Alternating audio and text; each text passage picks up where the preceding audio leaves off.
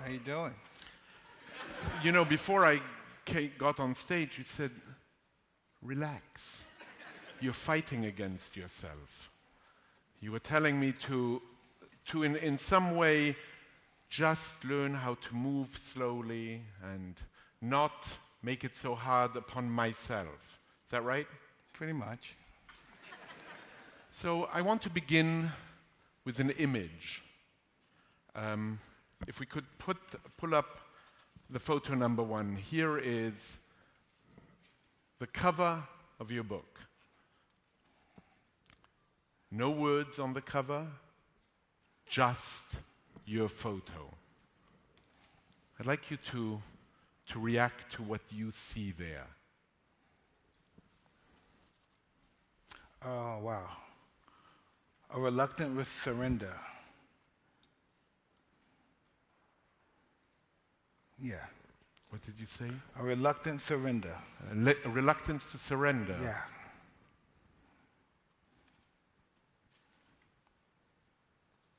I gave my whole fight, and it's time to give it up. It's time to stop and let go and let God. I did all I can do humanly, and now it's time for me to let God lead the way.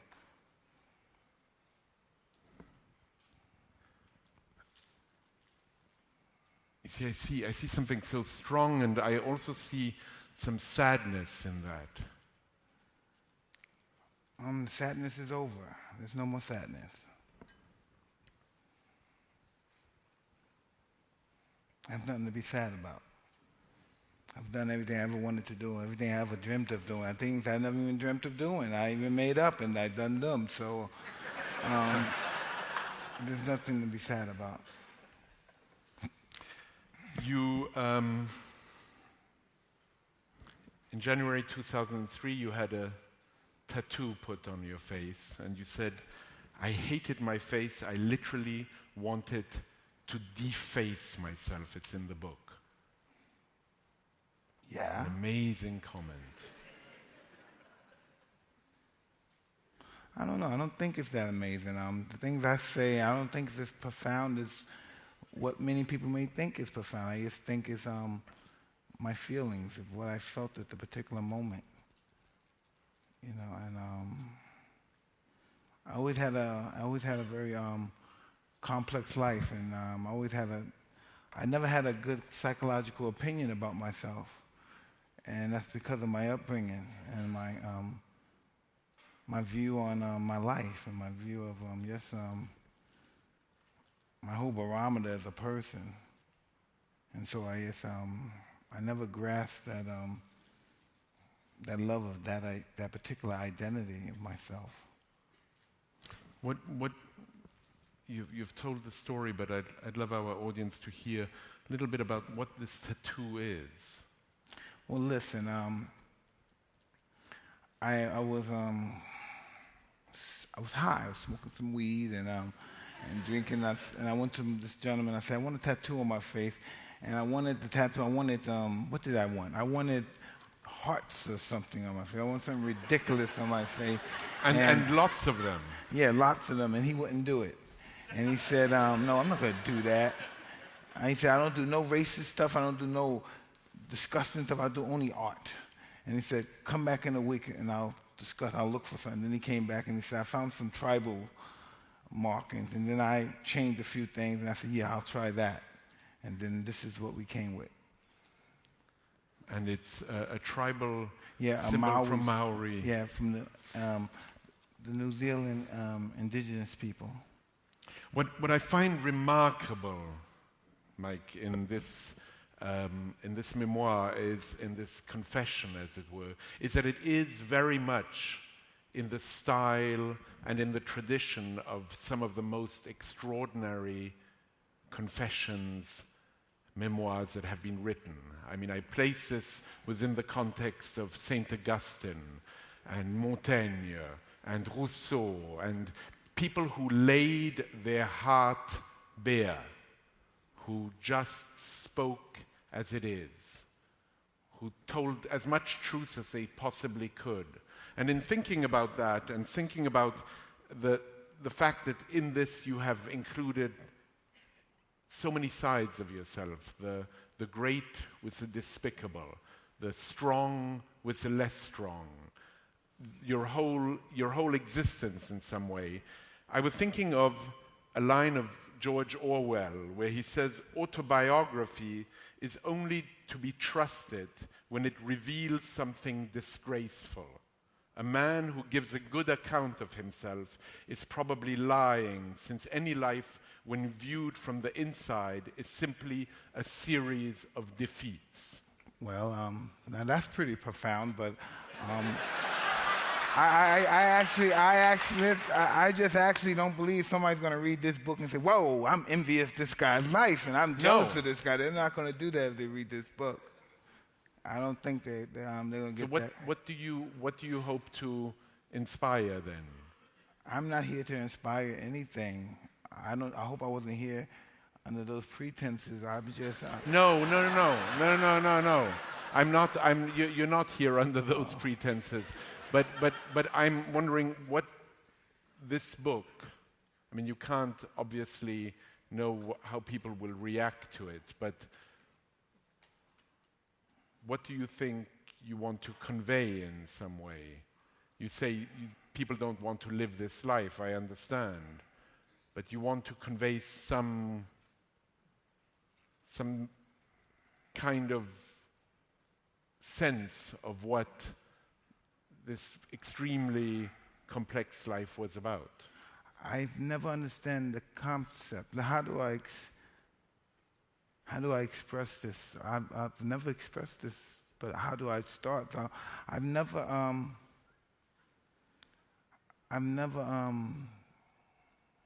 was never able to understand the concept of greatness. I just never was able to understand that concept of greatness. And as time went on and I've gotten older and I've met many journeys on people that I met on my journey and people who I've read about on my journey. I read that all greatness, the majority of greatness in itself doesn't come with goodness.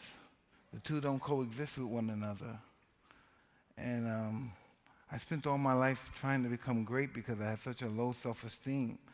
And I realized late in life, well, I say I'm 47, but late in my life, that all great men are not good men.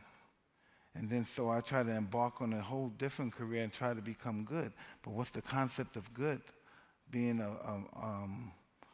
a floor mat, I never understood the concept of good. The concept of good is pretty much then, I must be a politician, because politicians are always striking for goodness and always trying to win votes from people. And the only reason that we win votes because they believe that we're good. So how do we live in those two dimensions at once? You want that greatness for self-gratification, but you want goodness from a human perspective.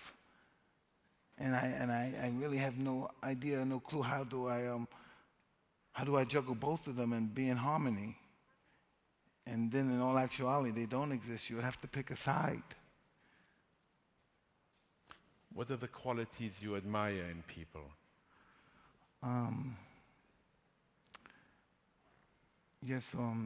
Desire. I respect a person who's willing to die for what he truly wants. Even if it's love, even if it's a woman, whatever it is that he truly believes in, and that he believes that it transcends him to that level to demand for love. For instance, I look at love as a command to just rise to your greatest potential. You know, and that's how people should feel. Their objective should be to rise to their best potential in life. If it's to lose 30 pounds, if it's to pass a test, it should be to win a fight. To be admired by people all over the world.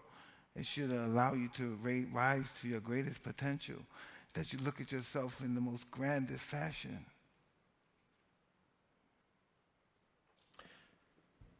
I'd like to take a moment here to say that this book is extraordinarily written, and I'd like to recognize your co-author on this book, Larry Ratzo-Sloman. I don't know where he is.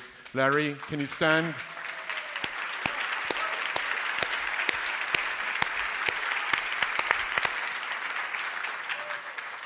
Now, I'd like us to go on a journey, on the journey of your fight. It's a journey of the book. It's a journey of where you started out in New York, in Brooklyn, in Brownsville, Okay. and where you ended tonight at the New York Public Library. We don't have enough time for that. No, wait, no. We don't have enough. No. We actually don't. We won't go through all of it, I promise you, but we'll go through some highlights. I'd like to start with the photo number 5, if I could. And I'd like to start with your mother, who features importantly in your book. And for you to tell us a little bit about your upbringing in Brownsville and your relation with your mother, and what a day looked like for you when you were 5 and 6 and 7. Well, wow, this is interesting. My mother's, she's a Southern woman from the Virginia area, and this is what I found out later. And I only can remember for a small period of, real small increment of my life that I lived in Bedford-Stuyvesant in the early, middle 70s. Eventually, we had to move. We were evicted. We had to leave the house. All of our furniture was really politely decorated, the concrete outside, so we had to, me and my brother, I guess we had to sit on the furniture to wait till my mother can get a place for us to stay. And it was just after that, it was pretty much hard times, welfare, when we moved to Brownsville, which was a much more aggressive neighborhood. And it just wasn't good. It was just crime-infested, drug-infested neighborhood, and it was very aggressive. And my mother had knew a lot of men. Her and her friends knew a lot of men. It wouldn't be abnormal for me to come from one of my friends' houses, to come from outside a man and a woman is in one of my mother's room. Or my mother's in a room with a man and a woman, and we can't go in the room, but we have to stay outside in the kitchen, perhaps, or the living room, and we can't go in the back of the room until they're finished.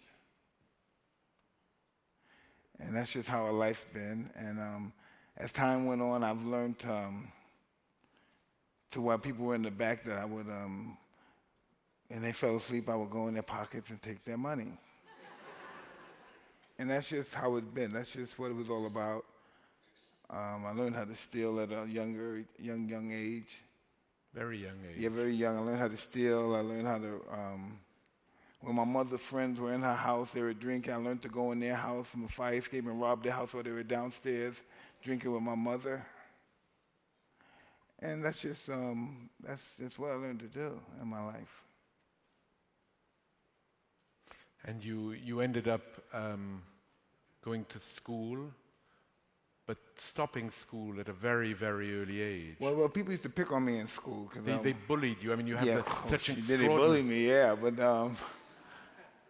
yeah, they used to bully me in school. And so I never went back to school. So when my mother used to send me to school, I would just be hanging around the school, walking around the school. And if normally we have security guards, the truants officer that see me, I would take off and run, or hide in a building, abandoned building. But normally, my mother knew I wasn't going to school. Then I met some guys one day, and they pursued to ripping me off, and they realized I didn't have no money. But on lunchtime, I used to go in school and eat lunch, and then leave school again. So, especially when they had meatballs and spaghetti. So, one time these guys, they wanted to rip me off, and I didn't have no money, so they asked me, "Do you want to fly birds with me?" So I said, "What do you mean?" They said, "You want to fly with us?" And then I realized that they took me to this abandoned building, but they wanted me to get my milk, climb the fence and throw milk crates over to them. And I didn't understand why they wanted the milk crates, but I did it anyway, because I was kind of scared. And then they took me to this abandoned building. I didn't know what they were going to do to me in that building, So when I went up there, I saw on the roof they had pigeons. And then after that, I never went to school again. Once I found that I had a pigeon coop, and I could be these guys' flunkies and go to the store for them and if the birds were horrible, they were in horrible conditions, so the birds would fly for a little while, then they'd land on another roof, and then make me get up and go on that roof and get the birds off the roof. So I would go to all these roofs that the lady birds flew on and scare the birds off, hoping that they would go back to the roof where the guys were. And I thought that was pretty cool because I felt wanted because at least somebody wanted me to do something for them. So the next day, instead of going back around, walking around school, I went to the pigeon coop. And the guy saw me and he said, "Excuse me, young man." They said, "What the fuck are you doing?" And they started throwing bricks at me and while they were on the roof. And I said, hey, I just came around to see your guys need me to do anything for y'all today, like help with the birds or go to the store for you, that's all.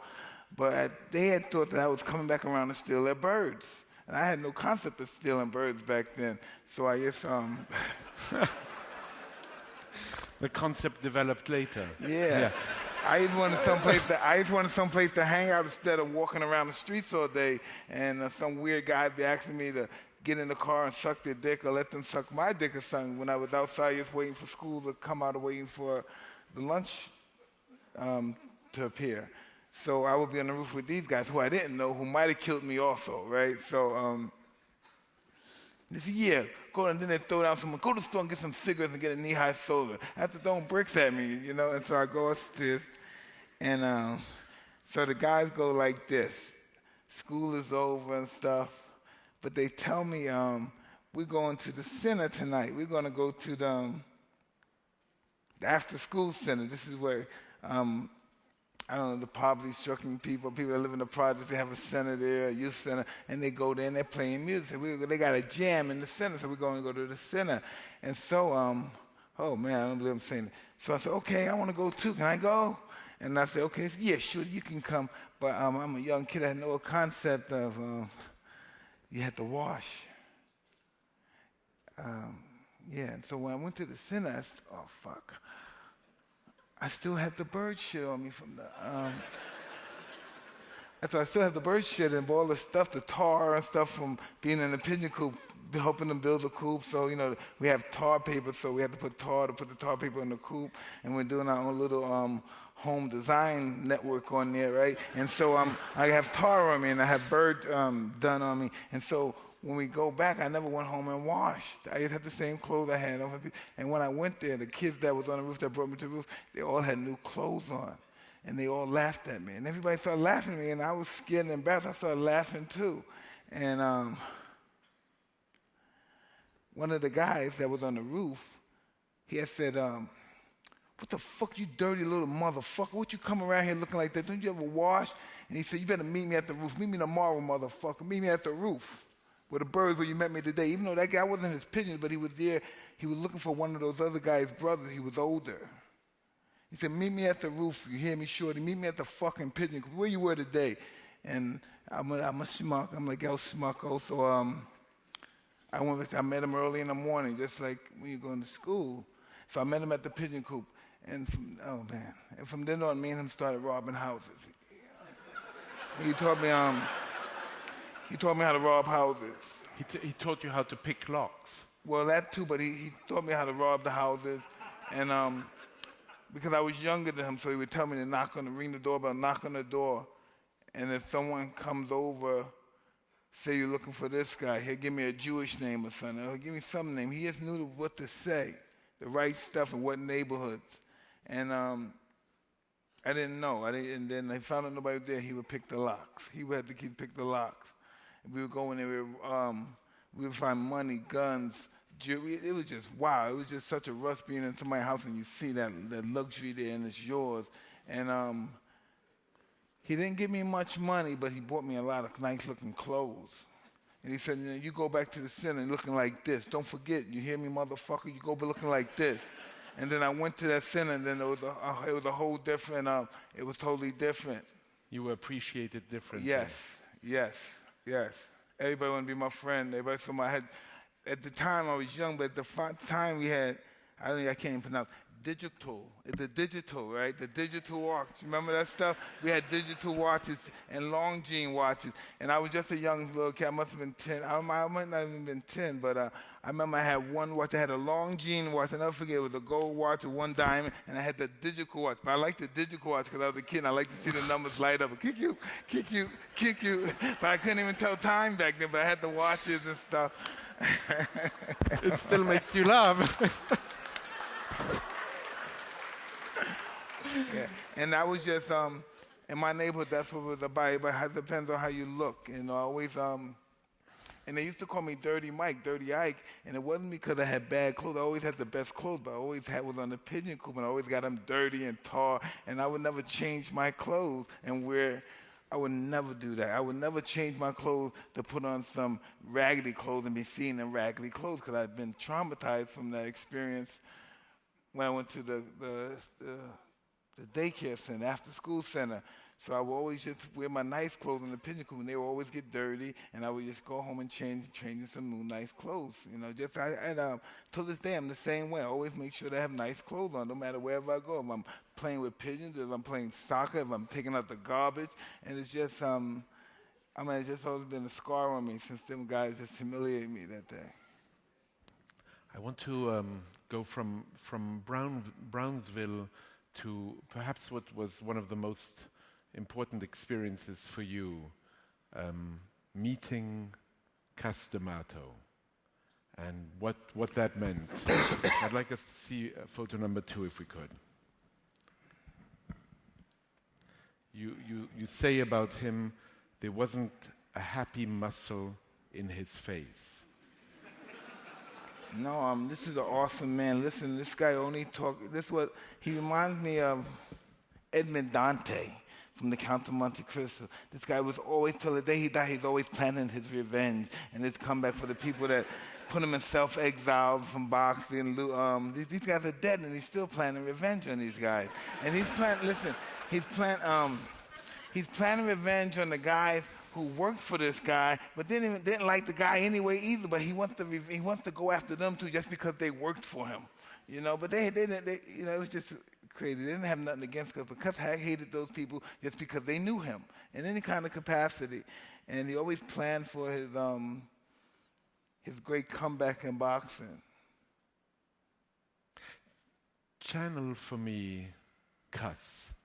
Tell me, you write in the book, among my very favorite passages are those passages where you channel Cuss. You tell us what he said to you and the incredible impact he had on you. In some way, he's not only a mentor, but he's also nearly a medium.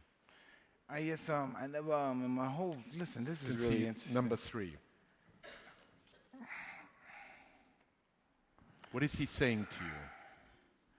He's telling me what this guy always tells me. He says, I'm allowing my mind to get the better of me. Your mind, you don't have your mind on your work. You're not being disciplined. He really knew that. He always believed that his mind could heal anything. He believed if he had cancer, his mind could heal cancer. He was a strong believer that your body only purpose was to carry your brain. And, he was just amazing, man. Tell me more. Tell me more, because he had such a huge impact on you. He told you things early on that nobody had told you before, and he believed in you in a way that nobody had paid attention to you before. You went up to his gym, he heard you walking up, he saw in you something quite immediately. Wow, I can't say that because I might get emotional, and I don't want to. He taught you some techniques, which I'd like you to demonstrate slightly. The peekaboo. I was trying to understand what that all meant. Well, the peekaboo was really. I don't know if he's showing you that. It was really a cruel style of boxing. It basically kept both your hands up, and then basically you twist at your waist and you move, and you come forward, make the guy miss your counter punching, and it was pretty much. it's really pretty much, he really discovered it from karate. He watched karate people do it and just move, get to one position and punch with everything you got with bad and mean, ferocious intention. And most of his fighting was mostly psychologically. He believed the physical actuality of boxing was only 10% when the mind was 90%. He always believed in improving yourself and strengthening your mind. And you really couldn't do that just by talk. You had to do it by action and practice. But one of the things he did with you was talk to you. Every day, hours. You would take Yes, these walks. I mean, you describe them. Every day you would walk and walk and walk and talk, and he would just repeat and repeat. He would really tell me what I should be doing. I should be always think about improving myself. And have me say day by day, and everywhere I would get better and better. And he really, I never had, this is really interesting. When I met Cuz, even though I was a street kid and I was come with like a tough kid, I never had an ego. I was never really jealous of anybody. I never really thought much of myself. But when I met Cuz and I started talking to Cuz, he made me believe that I was a god. He made me believe that, for instance, Cuz would say this. Now, to Cuz would say, now, you hear this? Because Cuz had a really, he had this really megalomaniac ego. He said, let me tell you something. You, all the prophets, all the gods you ever know about, if they had a son, their son couldn't beat my fighter. Know why? Because he's my fighter.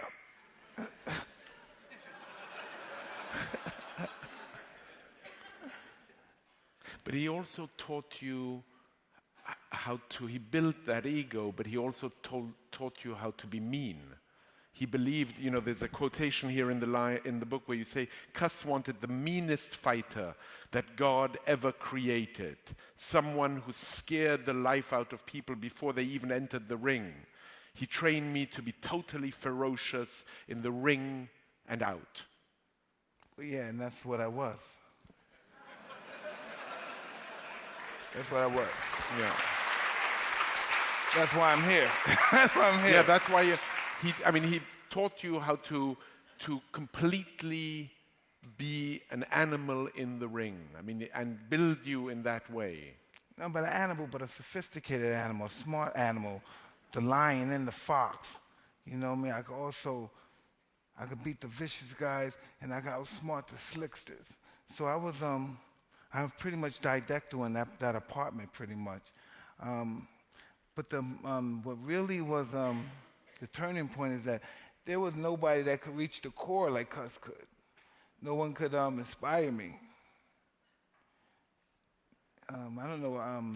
You mentioned that in some way he was even more than a father to you, a father you didn't have, but he served in some way as the back. I think at some point you say he was my backbone. He was more than that. He wouldn't let no one say anything negative about me.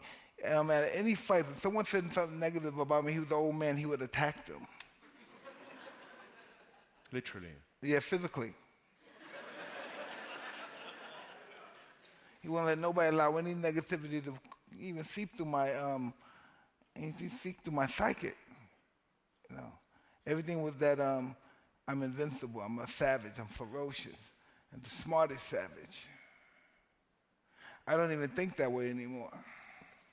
He also had you read a lot. Yeah.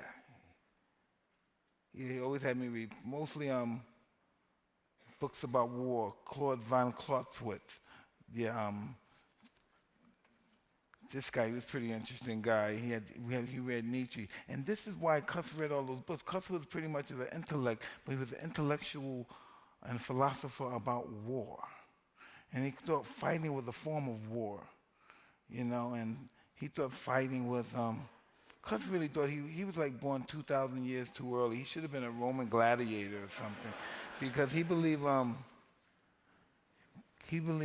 fighting was your opponent's surrender, his total destruction.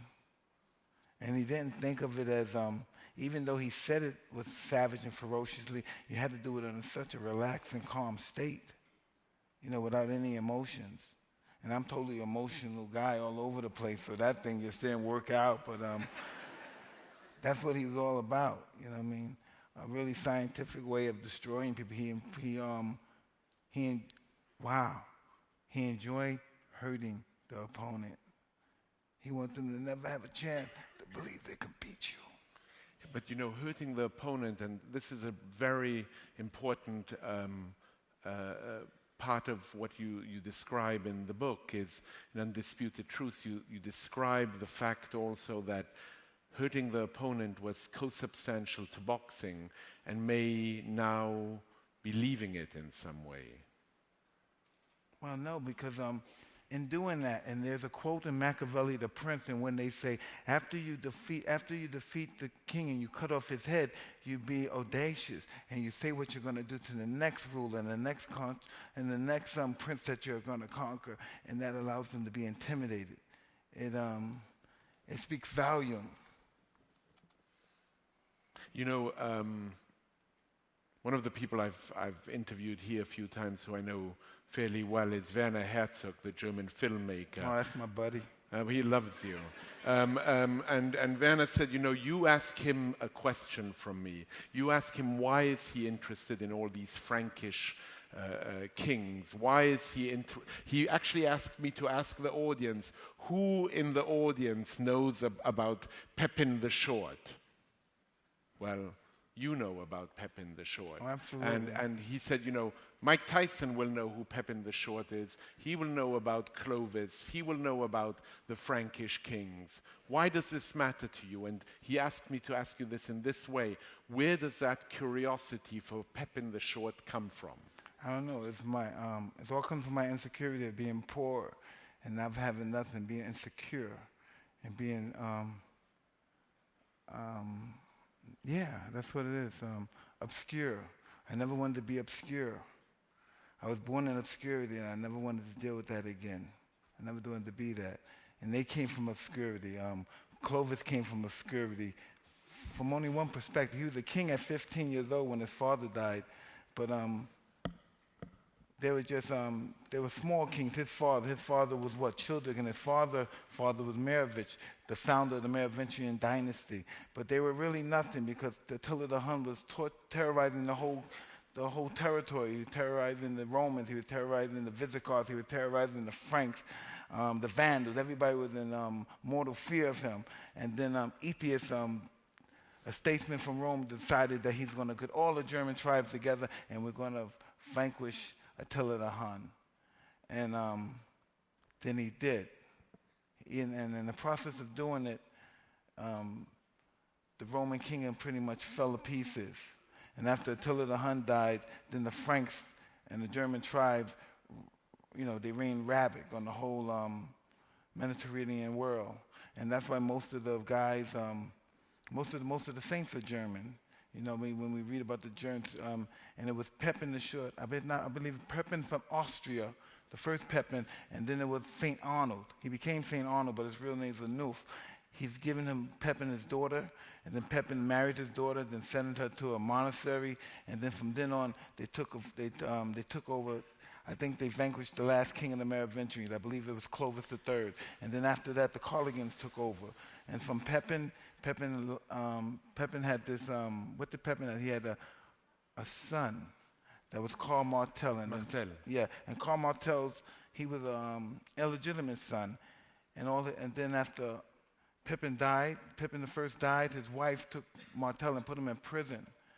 But Martel was the strongest out of all of his half brothers. So the guards in prison, they let him out. He built an army, and then he conquered all his brothers. And then he became Karl Martel. Karl Martel meaning the hammer in German. And then he became a warrior. But they're really all farmers. And then the Arabs came into power, and the Arabs pretty much conquered the whole part of Europe, definitely France. And then they came to a place, I believe it was Tours in 735. And then Karl Martel, he built up a tribe and he made an army, and then he conquered all the Arabs and he saved Christendom, because without that victim, we would all be speaking Arab right now. All this world would be, most of the world, especially this part of the world and all of Europe, have been Arab ruled. Mike, how do you know all this shit? I mean, how did you? This is just what I do. I love war. I love the act of war. I love the players in war. I love the philosophy of war. So reading all of these kinds of books, and we, just before coming down here today, I took you to the rare book room to see a first edition of Machiavelli. I must say, I've really taken my guests to see the special collections and seen them as deeply curious as you were, seeing this work. It really means something to you to see these books. You said to me when we left the special collections, you said, you know, the most stolen items in the world are books. Yeah, they're our most priceless possessions. Because if you think about it, you know, a room without a book is like a body without a soul. You know, we have to, it's the only way that we can connect the future with the past. Without that, there's no way that we can no way we can know about the future, or know about particularly the past or the present. You know, because when you think about history, the value of history is not necessarily scientific but moral. By liberating our minds and, you know, deepening our sympathies and fortifying our will, we can control pretty much. History allows us to control not society but ourselves, which is a much more important thing to do. You know what I mean? And it would allow us to pretty much meet the future more so than foretell it. And for that reason alone, that we always have to, in order to predict the future, we have to always look through the past, because very rarely does time not repeat itself, and it always will repeat itself. I've heard a quote before in the book that we would be fools to think historically that the past is us in funny clothes, but the past is us in funny clothes. And that's truly what it is. That's somebody that really said a really profound statement, but he misquote what he was saying. He must have been saying it backwards, because that's really what the past was. It's just us in funny clothes in different times. That's really what it is. But you were saying, you know, how important it is to learn history, because in some way it dictates it can help our behavior. It didn't help yours. No. I've lived. I lived just a life just like a lot of people. It may have been a long time. Ben-Hur had a life like, remember we saw that movie Ben-Hur? You know what I mean? He was a wealthy man. He became a slave. He became a great conqueror as far as athletics were concerned. He became a star. He became the best celebrity. And I believe wherever it was, Octavia, whatever city they took him to, he rescued that. He rescued the general of that ship, and after all that, he still couldn't save his family. They put him with the leopards, and his main objective, he went back and he got his family from the leopards, his sister and his mother, and then again he came back. He may not have been famous again, but he got his family, and that was his success. We look at success, myself, you know, it's different levels of success. Some people's success is not using drugs, not drinking anymore. Some people's success is making $1 million. Some other people's success is making $1 billion. Some people's success is not going to prison no more. And we have totally different levels of success. I'd like to just stay one more moment on your early years and look at, if we could look at the photo number 4. When was this taken? I don't know, 1983, 82. How old were you? 16, perhaps. Incredible. You see, I have that part in my hair. I remember looking at all the old fighters. They always had wavy hair, and they had the part in their hair like in the 1910 and the 20s. I wanted to emulate them. It was the only way. I couldn't make it as Mike Tyson, tough guy from Brownsville, Brooklyn. I had to look at myself totally greater than I actually was, or whatever I dreamt it was. It was always very fictional who I believed I was. And this was after 2 years or 3 years with Cuss? Probably 3 years.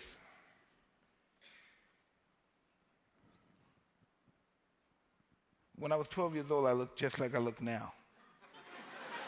I haven't grown any, really. I look the same as I look now when I was 12 years old. This is how I look. Everybody thought I was going to be tall, but I stayed the same size.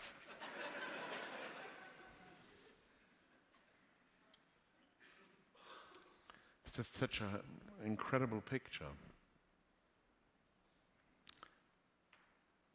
Are you smiling, do you think? No, I'm gritting. I'm looking. I'm trying to growl.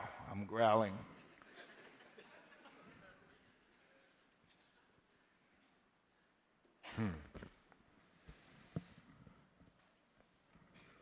What I'd like us to do now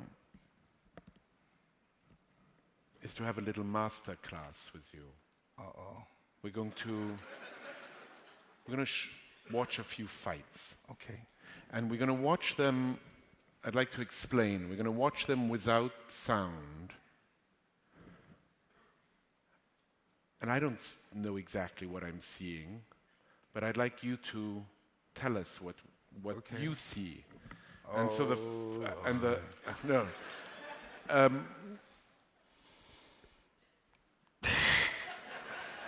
Are you covering up? No. This is not going to be. Hey, I don't even know.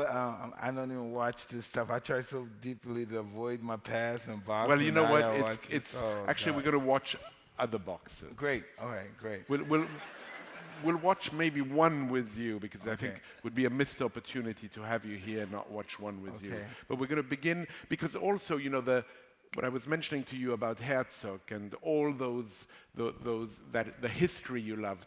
You loved the history of boxing. You loved meeting Yes. Max Schmeling. Yes. You speak about in that page where you speak about meeting Max Schmeling up in Harlem, and I mean it's just No, fantastic. I met Max Schmeling in Las Vegas. In Las Vegas. Yes. Who am I confusing with? Was it Joe Louis? You're confusing me with the story that Max Schmeling, when he heard Joe Louis was broken doing bad, You're he right. left from Germany and No, came and to Harlem. you're absolutely right. And Max Schmeling went up to Harlem, but you loved meeting all these old fighters. Absolutely. But you also loved reading the history of boxing. Yes, because I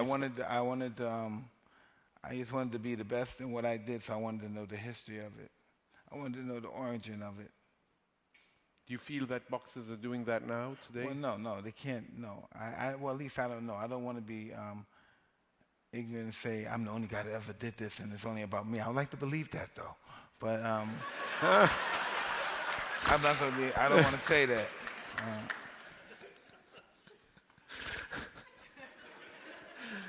All right.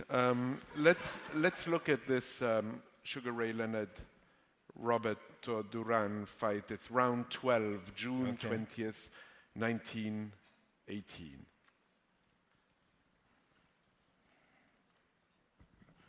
Yeah, this is the moment I knew I wanted to be a fighter. Watching two masters fight. Whoa. What's happening? There's two fighters just setting up, waiting for a moment right now. Any moment he's ready to land a punch, but his head moves. As soon as he thinks he's dead, then he moves his head. But then watch this guy, he's getting ready to punch it with a dazzling combination. But he can't hit. Both guys are fighting. It's almost like it's the fighting stage is choreographed. They can't hit each other. But they're both punching. Very tight to the 12th round. I didn't really know if I was going to be a fighter or not, but after watching these guys, I knew.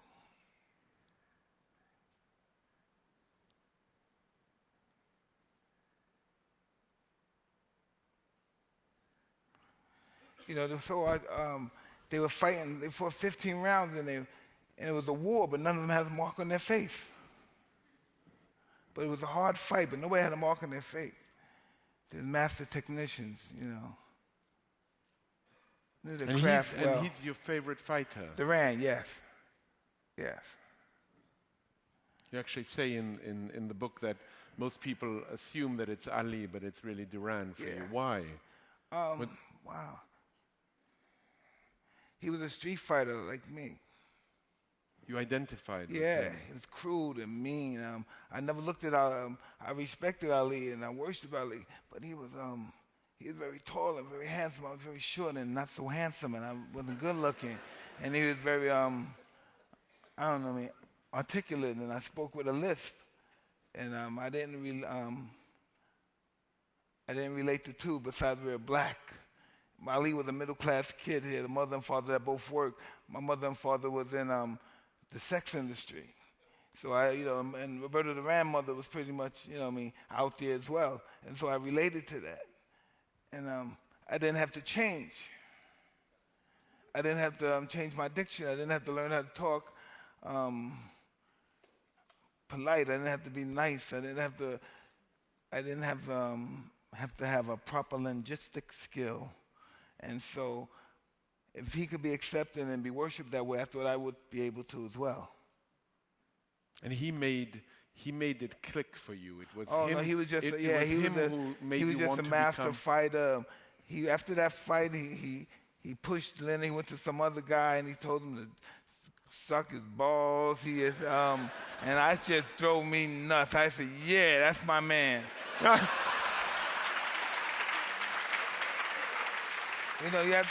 But then you have to understand, I'm only 14 years old when these guys fought. This is 1980, so I'm 14 years old, and I just thought that was the most remarkable person in the world. A lot of people, when they hear me talk about these events in my life, they can imagine I'm 12 years old. They always think I'm older. No, this is what is amazing. It's the first 150 pages of the book. You realize that when you've arrived there, you are only 15 or 16 years old, and you've lived 100 lives, it feels like. The intensity and extremity of the life is so extraordinary. One feels that it's nearly incredible that you're so young. I don't know why. I was born with great perception. If it came from my street life, from being locked up for stealing and facing unbelievable odds as a young kid, I had great perception. And once I watched these guys fight, I just knew it was a matter of time, but I knew my time would soon come. And you also had a perception that your life would not last. No, but I knew I would obtain my goal before it existed. I knew that. I knew I would be champ of the world before I died. I knew I wasn't going to die before I became champ. Dying is just as glorious as living when you really think about it, because you couldn't have a life if you didn't have death, and you couldn't have death without life. So how could death be less glorious than life? They're both intertwined with one another. We'll see another clip number 3. It's clip number 2. Sorry, it's the fight of Ali versus Sonny Liston. It's round number 3.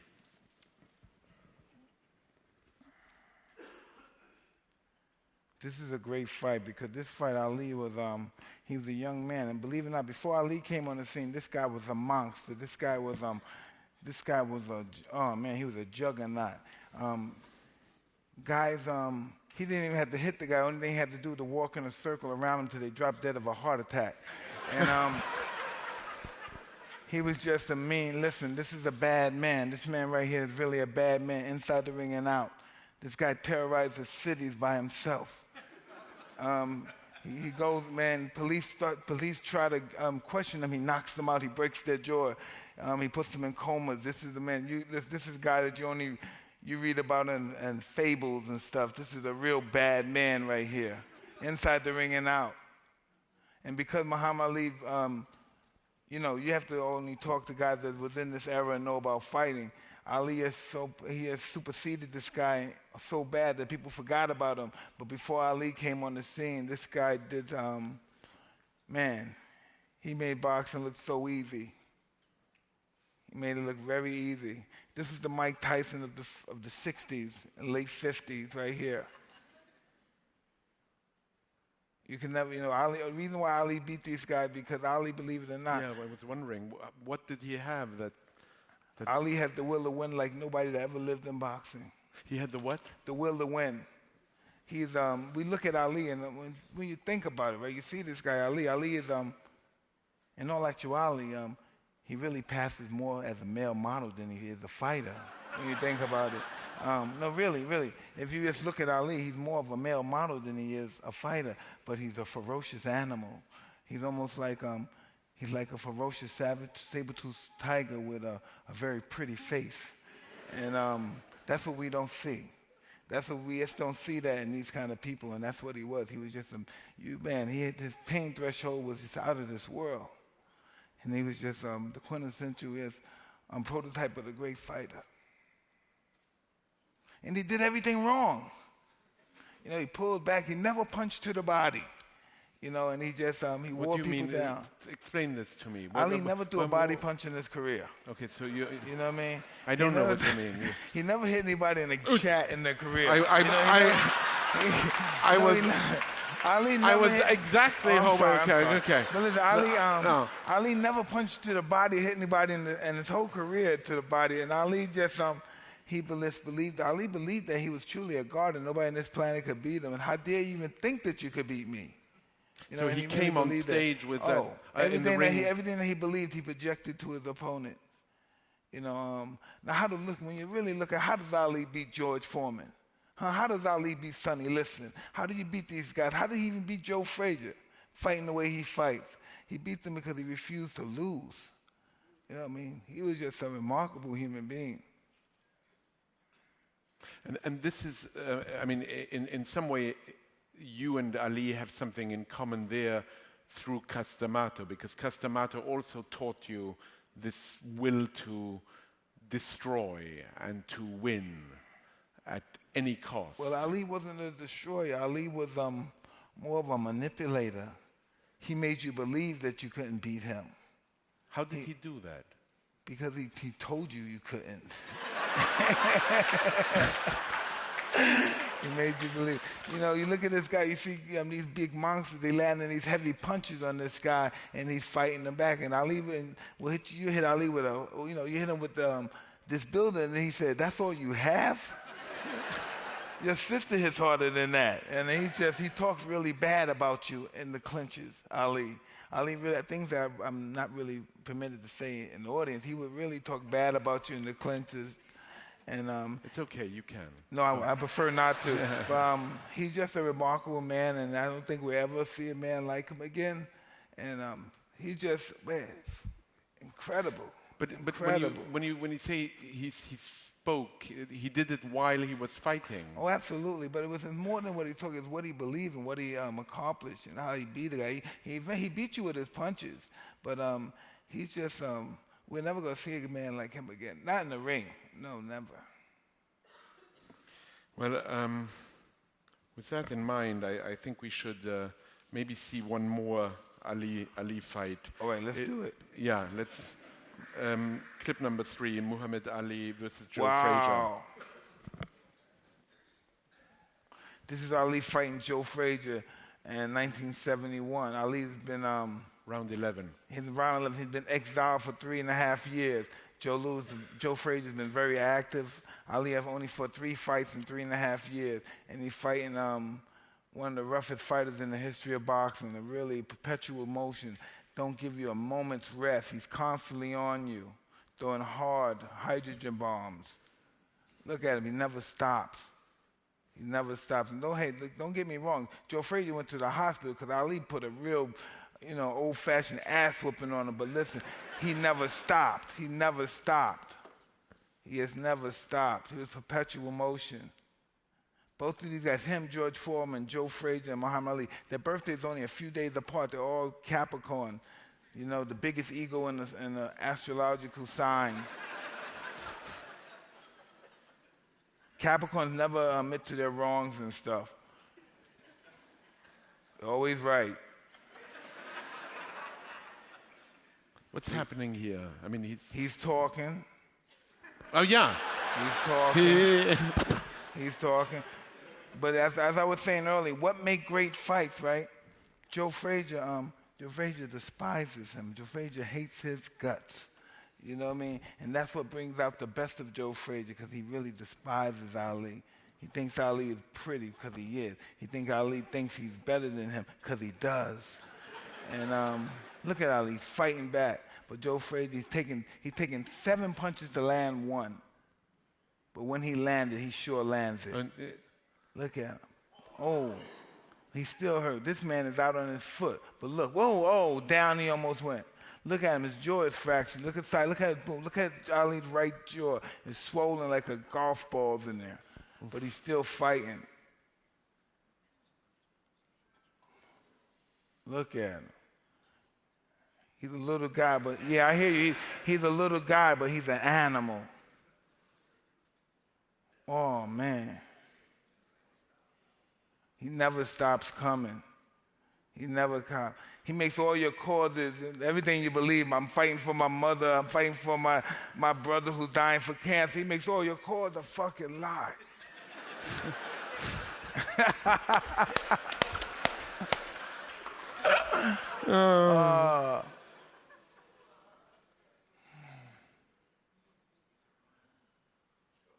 This is one of the greatest fights in the history of the world. This is the first time two men have made $2.5 million for a fight. Both of these guys. This is 1971, and that was a lot of money back then. You know, I didn't know anything about money back then, but I'm sure Paulie Herman's around here, and $2.5 million, that was a lot of money back in 71, right, Paulie? Yeah, okay. That was a lot of money. It feels like a lot of money to me now. Yeah. Yeah. Yeah, well, listen, I wouldn't turn it down now either, don't get me wrong. I can say we have that in common. Now, let's look at a couple more clips. Clip number 4, this is a fight you're in. Oh, no. No, I'm sorry, we have to. Okay. Reggie Gross, June 13th. Yeah, Reggie Gross. Reggie Gross is a real tough guy. He's a spoiler. He beat a lot of undefeated fighters. And everybody thought he was going to go at least 10 rounds with me and give me a tough fight. But this was in Madison Square Garden. Do you recognize Cuss's hand there? I used to remember what Cuss taught me. I don't see nobody's hand. I used to know I have to move my hand. I have to be very elusive. And I know I want to hurt him desperately. I want to dismantle him. When this is over, everybody's going to know my name. And the people that fight after him, they're going to fear me. My whole objective was Cuss was an interesting guy. He had the concept of fear down to a science. And that's pretty much how my reign consists of just fear. And on an occasion, some guys like him, who's a tough guy, they would try to fight back. And that would just allow me to excel at an extremely high level. Hey, check this out. Watch his explosion and punches. Watch him. He's going to do a barrage of punches right now. He's going to throw a real beautiful combination at me, around 10 punches. Check it out.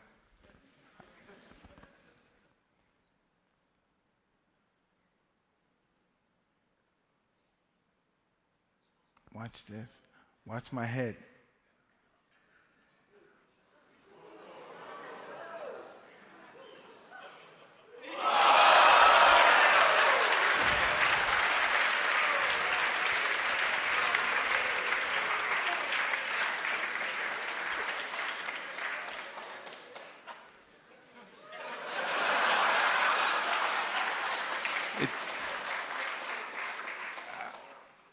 I mean, does it feel that way?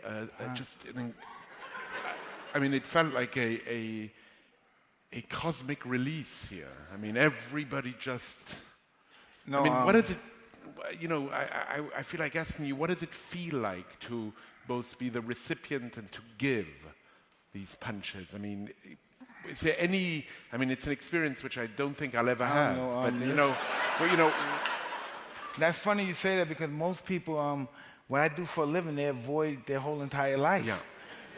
I don't know. I just I wanted to make Cuss proud. That was my whole existence for fighting. I wanted to make him proud. I never knew what it was like to have a fighter. A father. So now I understand what some kids must feel when they can't make their fathers happy, because he would do anything for me. I was just I don't think that way now. I was just disappointed that I didn't kill them back then.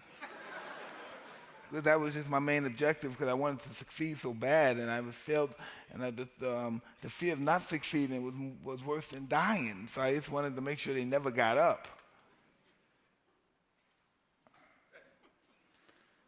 I mean, and Cuss had it down to a science. I mean, a science of hurting, of maiming. Well, he allowed them to hurt themselves. For instance, I was a kid in an amateur tournament, and somebody had came over to me and said, that was I knocked out a guy quick, and he said, wow, that was a wonderful fight. I must have been 14, and I shook the guy's fucking hand. And I was, thank you, sir, thank you, right? And Cuss came over to me, and he walked, and he said, do you know him? I said, no, because he's just a nice guy. He congratulated me on my knockout. And he said, what do you mean, nice guy? Explain to me. What do you mean? You like him? You think he's good looking or something? What do you mean, nice guy? Tell me what nice guy mean. What do you mean by nice guy? And then I went in the show, and he said that because I know I did something wrong. I did something wrong. And what did you do wrong? I talked to somebody. I was kind to somebody. I was nice. And he talked to the guy, and he turned to the guy, and he said, don't you ever talk to my fighter again. Do you hear what I'm saying? You do not know my fighter. Don't you ever talk to him again. If you want to ask him a question, you ask me. If you want to know anything about him, you ask me. If I ever see you go next to my fighter again, you have a problem. And then I realized not to ever talk to somebody. By proceeding, asking me to shake my hand. Try to shake my hand right now. Let's try to do it. Go through the procedures. Go through the procedures. Just go through the procedures. No, it's been like this. Go like this. Hey, congratulations, good fight. Oh, I see. You asked me no. Yes. Right. Go ahead. And I think I won't do it one more time. That was the beginning of that whole intimidating thing. I was a little kid, and I realized you don't talk. Don't talk to them. Just look at them like you want to kill them. And I know that just sounds so bizarre now because we're all older now, but can you imagine being 14 and everybody that's over 200 pounds, you could be a lawyer. You never had a fight in your life, and I'm sizing you up. And that's just how it's always been. I was always in a constant state of war with Cuss. You know what I mean? There's always intimidation, always sizing people up, because that's what Cuss was. Because you also didn't trust people. Yeah, Cuss never trusted anybody because, of course, he had a fighter, Floyd Patterson. And Who left him. Yeah, but Floyd's a very religious guy, and he trained Floyd since he was a little kid. And Floyd was a Catholic. And it was this, in the 50s, there was this lawyer, very influential lawyer named Roy Cohen. And Roy Cohen had got some, a cardinal at the particular time to meet Cuss. And the cardinal told Floyd that Cuss was a bad Catholic. And he left Cuss, and Cuss was the kind of guy that went to burn candles in church. He never went to church again after that. And that's just what it was. He's always believed somebody was going to betray you. So he said, you're going to betray me too. You're going to go away. You're trying to go off your money. You're going to leave me. And at that time, I didn't know what he was talking about because my whole identity, my whole life was just to be here with him. And I have a family now. And I couldn't conceive of it, believing these people, Cuss. And that was his whole dream, believing that everybody he invested the most time in him, disappointed him the most. But Cuss also died. How old were you when he died? Well, at 19 years old. You were 19 years old. Do you feel that he left an unfinished job? Absolutely. But I don't know. Who am I? I'm just a human being. But I don't mean as a fighter. I mean also, in a way, he was beyond good and evil. He didn't teach you, as a mentor might teach you also, what it meant to be good. Hey, I was good. I was beating everybody. That's good. In my world and his world, that's our world. Our world was winning and beating people and looking spectacular doing it. It wasn't about anything. Our whole life wasn't about making money. It wasn't about being rich. It was about being glory. the best. Yes, and being the best. And nobody on the planet could beat us. That was everything. My whole life, he said, best fight in the world, best fight in the world. There's nobody on the planet that could beat me. I could beat anybody on the planet in a fair fight, and that's what I always believed. I don't even think about that now, but just to be in that state of mind, I could be anybody one day I said this, and I'm so happy that I don't think that way anymore. I was having an interview, and I started thinking about Cuss, because Cuss is pretty, arrogant, and Cuss said, and I said one of Cuss words, I said, I was being interviewed, and I said, how many people in this planet? I said, what, around 5 billion people, 6 billion? I said, I could beat every one of them in a fair fight.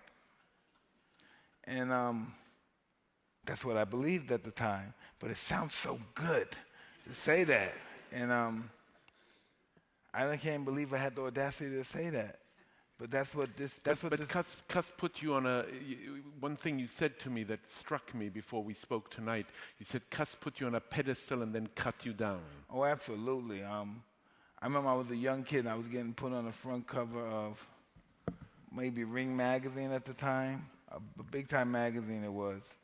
Could have been Sports Illustrated, but one of these magazines, I got put on the magazine, and there's a bunch of cameras around there, and I was feeling myself. I was smiling, laughing with the guys like I was a big shot. And then right after that, Cus said, grab the broom and mop and sweep, clean the gym. And whoa. And that's just what I had to do. You know, I just knew my place with him. I just knew my place, you know. Like things I would say with other people, I would never say with him. He would only have to call me one time and I would be there. It would never like, hey, be there in a minute. But fame, which came so strongly afterwards, do you think it messed with your life? Oh, messed with my life? Of course it did. I was never accustomed to handling that type of pressure. But he didn't prepare you for that. Oh, yes, he did. I just didn't listen. Oh, he prepared me for all that stuff. He taught. Look, I was prepared for all that stuff when I was 16 years old. I was prepared for all that stuff. You didn't Cus was like Nostradamus when it came to that stuff. He had experienced it before. And I was prepared, but I didn't want to listen. I thought I was special. I thought everybody else it could happen to, but not me. And that's what most guys think. It's not going to happen to me. How could it have to happen to me? I made more money than him in one fight than he did in his whole 25 years of fighting. How could it happen to me? I must be ordained by God. I must be Alexander the Great. Yeah, I must be yeah, I did think that. I know. I did think that. I think I must be a descendant of the great warriors of old, all the gods of war, because I'm winning with the most simplest of ease. How could these guys even dare fight me? You know, but it was really all about Cus, and I forgot that. You know, I had a great teacher. You know, and not necessarily that I was a great fighter. I never think in my deep heart, I never think that I was a great fighter. I don't think I was a great fighter. You didn't? No. Really? No. But I'm an incredible student. I'm an astronomical student that I could project greatness without being great. And that's why I succeeded so much. I would quote books, I would quote stuff from great warriors, Pericles and all that stuff, and people would think that is incredible, you know. But it wasn't. It was just all illusions. Show? Yeah, and that's what comes with being a great entertainer. It's all about illusions. Listen, I'm going to beat 6,000 people, 6 billion people in a fair fight. Come on. And as you said, it sounds good. But it can be believed, but it doesn't necessarily have to be true. And I can project that belief in the minds of others. As we slowly close, I still want to see at least one or two more fights. Oh, no. November 22nd, 1986. No, we saw that one, forgive me. November 1996, a very famous fight. Clip number 7.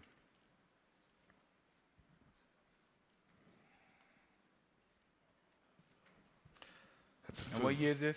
1996. Okay. November 1996, it's round 10.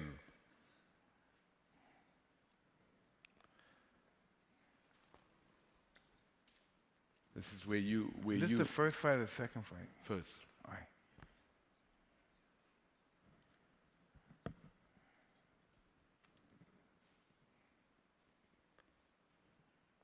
Say something. This guy beat the shit out of me. Listen, right? I was fighting this guy, and I had just won 2 other championships right before I fought him. And I had watched this guy, Bobby Steele, who was just a buffed up heavyweight. This Irish guy beat the shit out of Vander, and Vander was just lucky enough to stop him on cuts.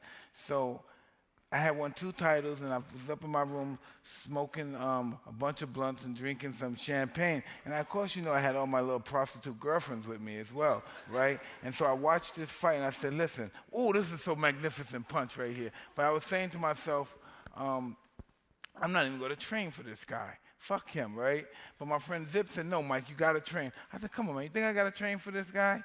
And as you see, this is what happened.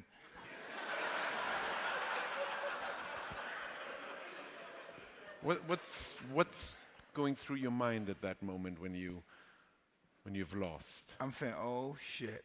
I'm saying, okay, he got this one. I'll get him back again. So is boxing for you really about revenge? No, it's just that, you know, I never take my losses personal, you know, and that's very difficult for athletes of any field to do. I've learned that from Cuss. That's why he's been such a great mentor to me. You know how it's just not to be taken personal because it would drive you nuts. And I just knew that this is why, in all due respect, and I'm not trying to be braggadocious or show up, but this is why I'm successful now after boxing, because I didn't take it personal. I'm not trying to even the score. Evander's still fighting. He's still trying to even the score. I'm not trying to even the score. I'm moving on to other places which are probably dark and places I've never been before, but I'm not afraid to go there. I'm not afraid to lose in life. I'm not afraid to do anything. I won't do anything. Matter of fact, I won't do anything. Matter of fact, like my show, there's nothing I would do unless I have a possibility of being humiliated. If I can't be humiliated, if I fail, I don't want to do it. Because only by doing that, I would rise to my highest potential with the fact that I might be humiliated, and I don't want that to happen. But when it does happen, then I will truly be humiliated. Because when I succeed, I truly succeed. And that's why I'm here with you.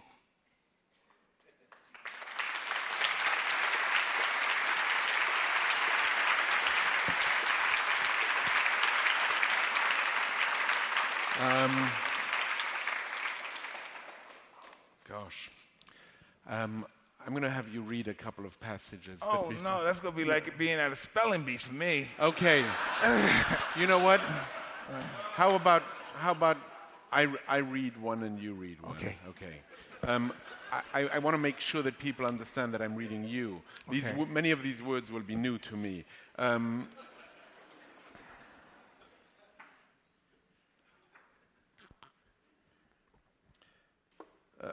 A question. I truly appreciate all you guys coming out here, because, man, I really appreciate this.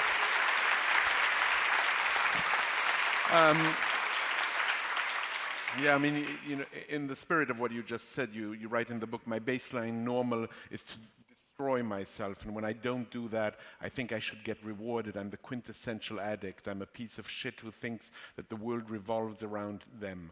I have the lowest self-esteem in the world, but the biggest ego God could ever create. Have you remained sober since last summer? No way. God damn. What fun would that be if you don't, you know, of course relapse is a part of recovery, and if you don't relapse, you don't recover. Right. And of course I relapse, you know. Does it make sense, before we read these passages, for you to have a happy ending?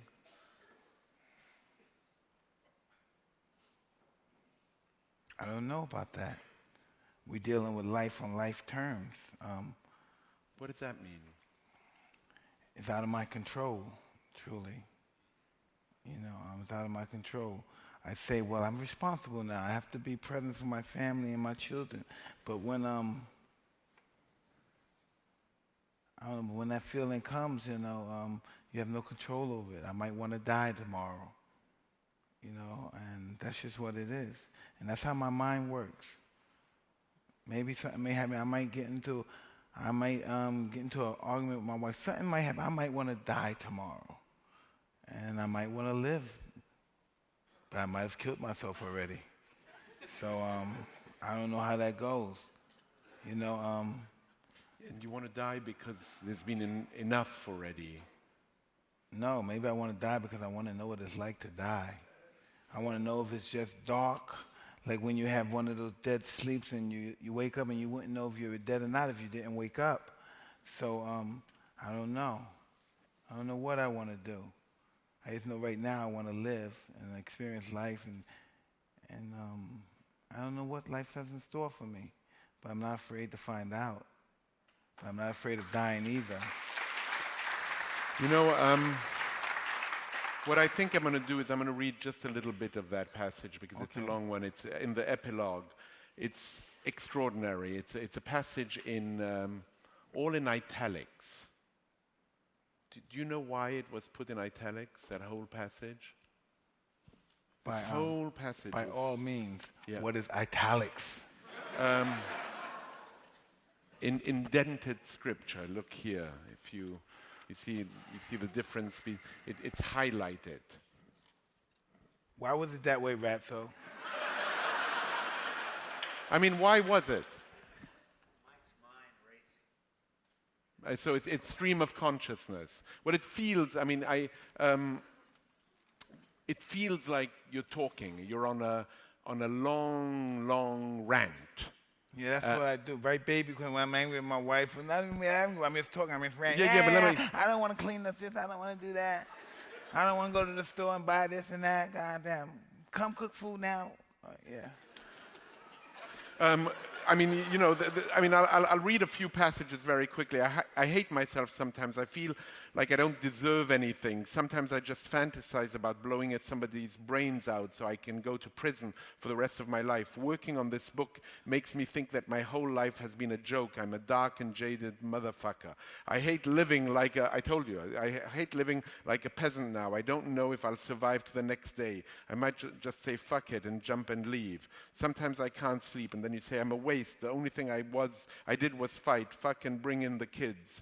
My baseline normal is to destroy myself. I read that already. And then you say, and I still hang in the ghetto. I'm a ghetto rug rat. Sometimes I look over at Farid and say, who are we, Farid, when we go to a yacht? And why don't we go on a yacht in Saint-Tropez? Why are we with these broken niggers? Because they broke-assed niggers are our people. They're struggling day and night. I love those rotten, dirty motherfuckers, even though I can't trust them as far as I can throw them. I can take anything. I think about Nietzsche a lot. I know what the overman is. I know I can endure without killing anybody because I'm always close. Some people don't have any decency or respect.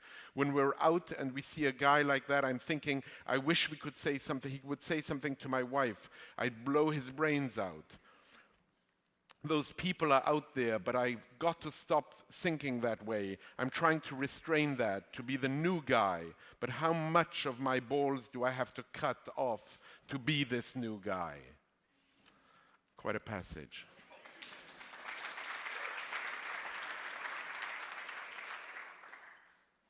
You know, that's just when I need a hug from my wife every now and then. I just really need a hug from my wife. That's when I'm trying to scare her into giving me a hug or something. I don't know. Because sometimes she's just with the kids too damn long, and I just need a hug, a kiss sometimes, and I got to rant and rave, and I'm sorry, baby, I love you. Oh, God. She's here. Your mother-in-law is here. Yeah. That's one awesome. of your kids is here. Two of my kids. Yeah, one is sleeping, one is here. Now let's finish with you reading something. Oh, God. Okay. It's short. Here it is. What do you want me to read to? I want you to read from here to here. That's a lot of shit. It's less than I intended to have you read, so okay. I think It's a good one to All right, end I think on. I read better than you. I can't believe I let you do You this. think you read better than I do? Well, in English I do. I think in English Yeah. you do read better than I do. Okay. I've always sought comfort from my pigeons, no matter where I live. I always have them, and I've collected special breeds of pigeons. They're called roller pigeons. Sir Anthony Hopkins played Hannibal Lecter. In that great movie, he talked about them. Do you know that a roller pigeon is? You know what a roller pigeon is, Barney? They climb high and fast, and they roll over and fall just as fast towards the earth.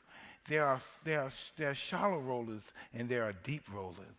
You can breed two deep rollers, or the young roller will roll all the way down and hit and die. Okay, next passage, guys. All right. It is no surprise that I have an affinity for rollers.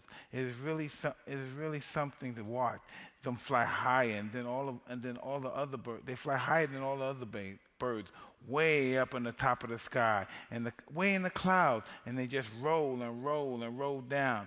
And if they're lucky, they pull out in time before they crash and head first into the ground. Rollers who are the offspring of two pairs of deep rollers can do that. They roll so fast that they create a suction, and they can't open their wings. And if they explode on impact, it looks horrific to us. But if we put ourselves into the heart of that bird, there's nothing like that feeling, plummeting down and rolling. It is a smorgasbord of endurance and endorphins, and a dopamine and adrenaline. Wow, that was a good word. Okay, and a little like snorting coke and drinking Hennessy while being hooked up in the morphine drip. Both of my parents were deep rollers. I was bred to climb high and high into the sky and tumble down. I am truly grateful that I found my wings before I hit the ground. Mike Tyson.